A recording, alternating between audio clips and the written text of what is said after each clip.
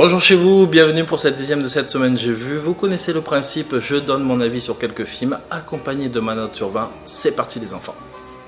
Cette semaine j'ai vu Tigre et Dragon 2, Dragon Sword of Destiny, réalisé cette fois-ci par Wen Wuoping. Le premier avait été réalisé par Ang Lee. On retrouve dans ce deuxième chapitre Michelle Yeoh et en nouvel acteur Donnie Yen, rien que ça. L'histoire, c'est bien simple, c'est exactement la même chose que le premier, mais en moins bien. Même si j'ai préféré le premier, globalement, j'ai plutôt bien aimé. Comme dans le premier, on retrouve des infiltrations nocturnes sur les toits des pagodes, des scènes de combat câblés, de la romance torturée et des personnages attachants, surtout les premiers rôles.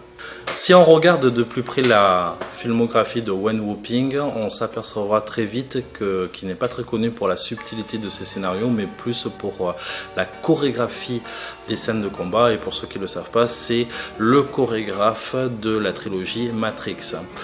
Les très gros défauts du film, c'est la mise en place des personnages. Certains sont mieux écrits que d'autres. Et du coup, la tension dramatique et émotionnelle de certaines séquences ne fonctionne absolument pas du tout. Par contre, toutes les scènes de combat sont sympas, ça ne réinvente rien, parce que c'est quand même du déjà vu, mais on passe vraiment un très bon moment et ma note du film est de 14 sur 20.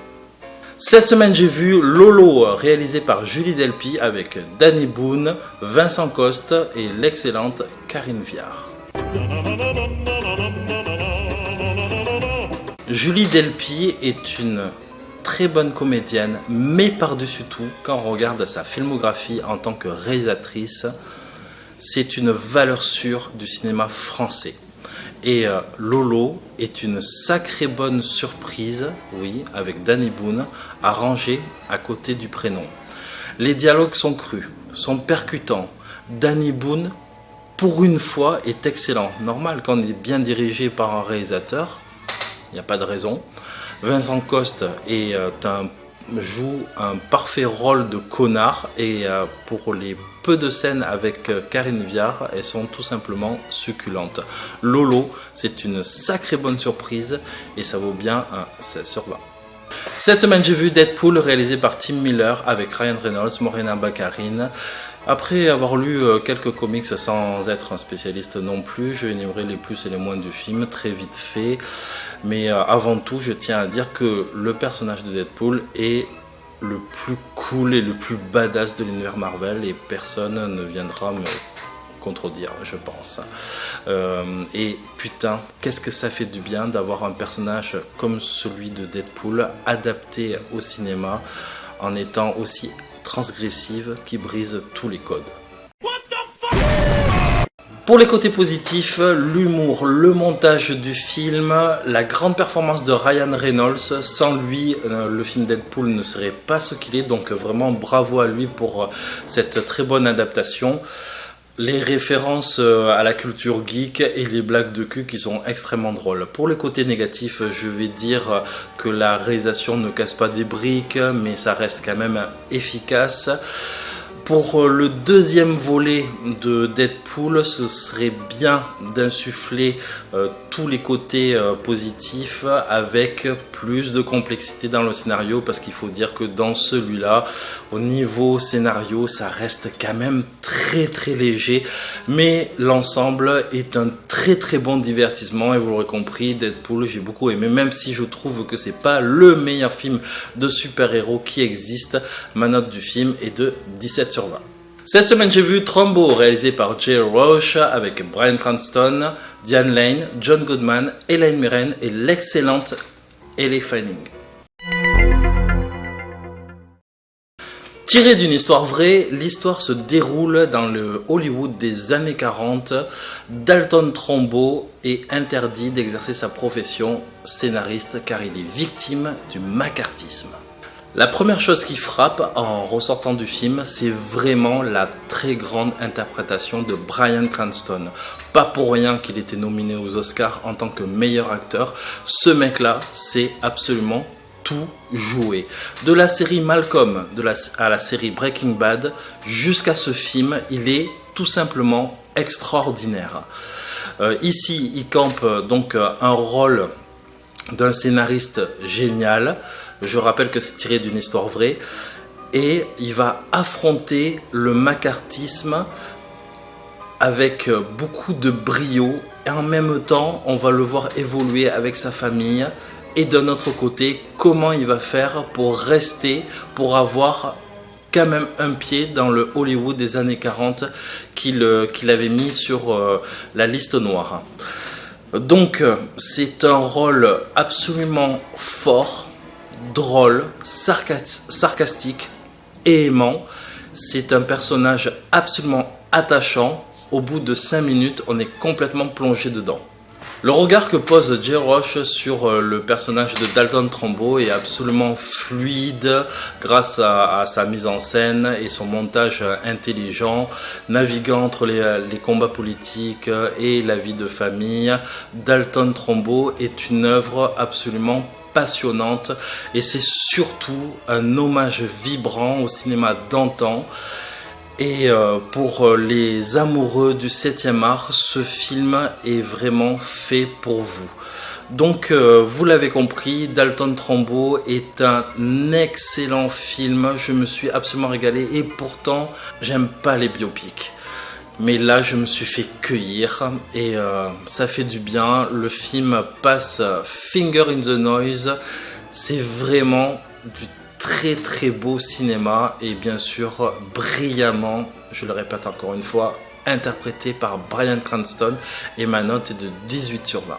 Une dernière précision pour le réalisateur quand même d'Austin Powers, il a vraiment réalisé son plus beau film de sa carrière.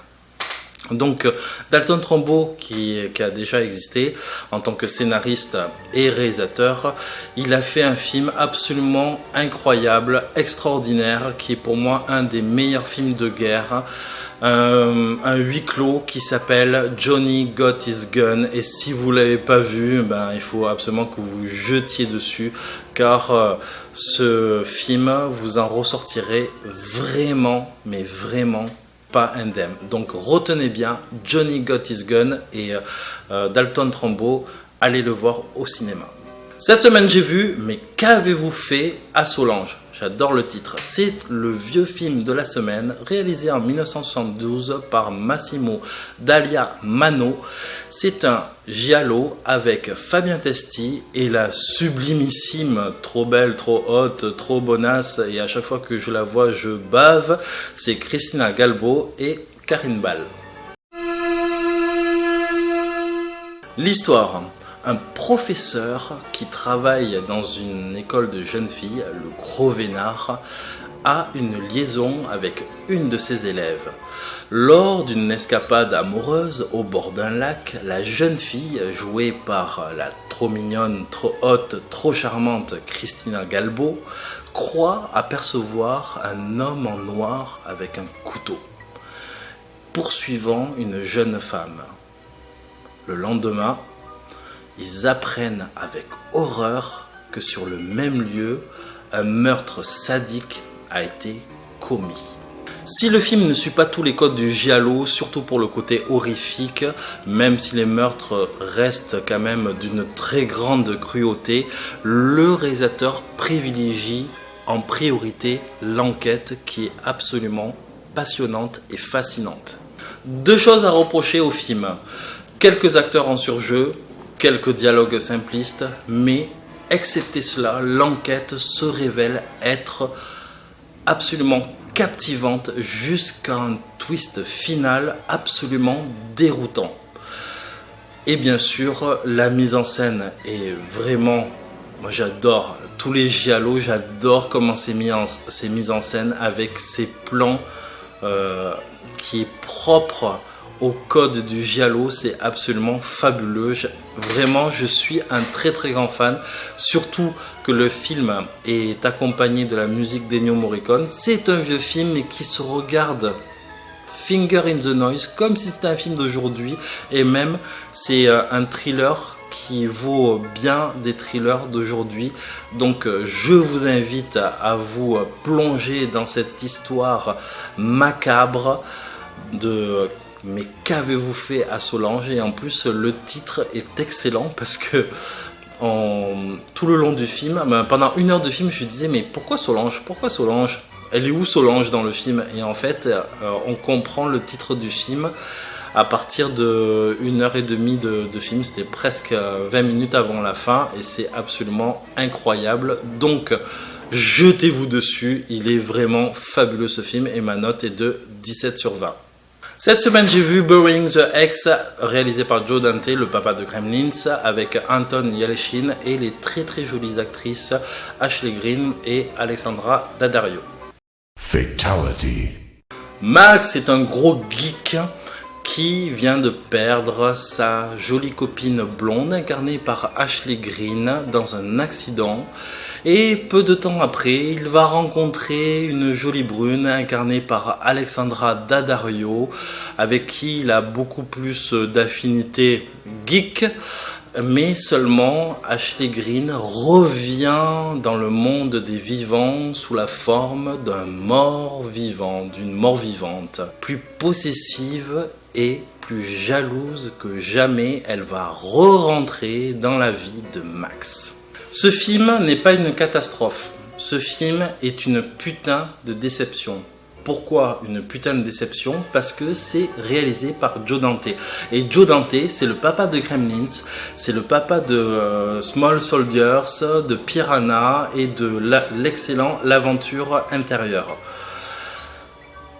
Joe Dante ne s'en tient qu'au synopsis de base. Les dialogues sont extrêmement simplistes, on dirait un téléfilm de Noël. C'est hallucinant, c'est écœurant, c'est what the fuck.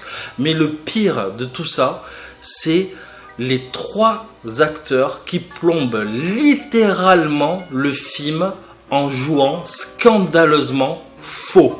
Alors je ne sais pas du tout ce qui s'est passé, Joe Dante est resté derrière son combo et les a laissés faire, ou Joe Dante les a mal dirigés. Qu'est-ce qui s'est passé? Ça je ne le saurais jamais, peut-être un making-of, j'en sais rien. Mais en tout cas, The Burying Ex est un coup d'épée dans l'eau.